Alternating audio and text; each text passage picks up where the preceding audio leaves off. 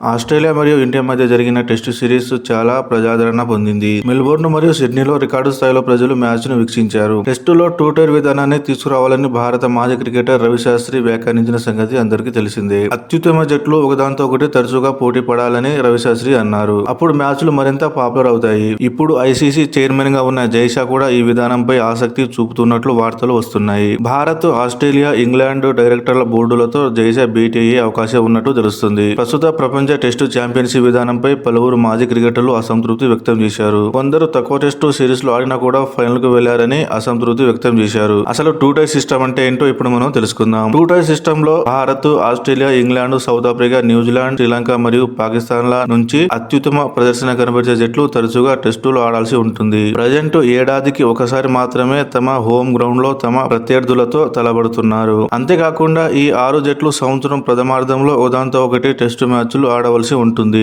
ఇక రెండో టైర్ లో ఉన్న బంగ్లాదేశ్, వెస్టిండీస్, జింబాబ్వే మరియు ఐర్లాండ్ వంటి మిగిలిన జట్లు ఒకదాంతో ఒకటి టెస్టు మ్యాచ్లు ఆడాలి. ఇక్కడ అత్యుత్తమ ప్రదర్శన కనబరిచిన 1 లేదా 2 జట్లకు మాత్రమే టైర్ 1 విభాగానికి వెళ్లే అవకాశం ఇవ్వాలి. అయితే ఈ విధానం రావడం వల్ల నష్టం ఎవరికి జరుగుతుంది? కానీ 2016లో చిన్న టీం బోర్డుల నుంచి టైర్ విధానంపై ప్రతిఘటన ఎదురైంది. ఇది క్రికెట్ కు ప్రజాదరణను తగ్గిస్తుందని క్రికెట్ బోర్డులు వాదిస్తున్నాయి. అప్పటి బీసీసీఐ ప్రెసిడెంట్ అనురాగ్ ఠాకూర్ కూడా ఈ విధానాన్ని వ్యతిరేకించారు. చిన్న దేశాల్లో క్రికెట్ ను కాపాడుకోవడం ప్రతి ఒక్కరి బాధ్యత. ఆర్థికంగా చాలా నష్టపోతారు. బీసీసీఐ ప్రతి జట్టును జాగ్రత్తగా చూసుకోవాలని భావిస్తున్నాను. అందువల్ల ఈ విధానాన్ని ఎంచుకునే ముందు చిన్న జట్లను సంప్రదించాలి. వారికి ఎలాంటి నష్టం జరగకుండా చూడవలసిన బాధ్యత ఐసీసీ పై ఉందని అనురాగ్ ఠాకూర్ పేర్కొన్నారు. ఐసీసీ అధ్యక్షుడిగా జైషా నియామకాన్ని బీసీసీఐ తిరస్కరించదని క్రికెట్ సన్నిహితులు అంచనా వేస్తున్నారు. అసలు టైర్ విధానం ప్రజెంట్ ఉన్న సిచ్యువేషన్ లో అవసరమా? ఈ టైర్ విధానం గురించి ఇప్పుడే చెప్పడానికి ప్రధాన కారణం south Africa. World test championship final కు సౌత్ ఆఫ్రికా చేరిన విధానాన్ని పలువురు మాజీ క్రికెటర్లు తప్పుపడుతున్నారు. ఆస్ట్రేలియా, ఇంగ్లాండ్ వంటి మేటి జట్లతో ఆడకుండా కేవలం చిన్న జట్లతో ఆడి